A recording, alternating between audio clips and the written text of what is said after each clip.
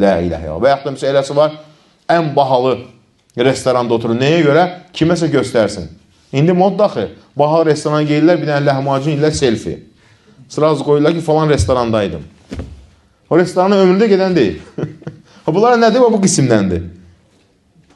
Göstərir, amma heç onun əhli də deyil. Nəyə lazımdır bu?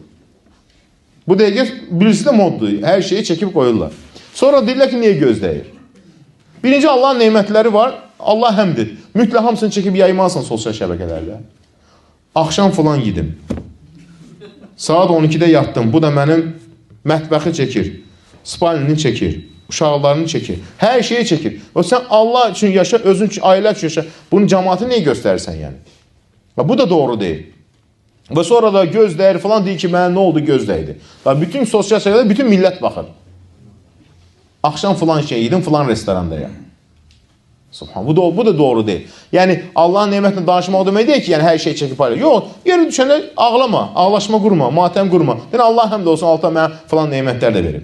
Bu da düzgün deyil. Yəni, Allahın neymətini danışmaq deyil, mən Allahın neymətini danışıram. Nə deyil? Qəlbim nədir? İnsanlara göstərsin, bahalı miniyi var, bahalı giyimi var, fəxir, xuyalə, onların önündə təkəbbürlü. O əksdə nədir? Ən böyük nədir? Bəladır. Subhanallah.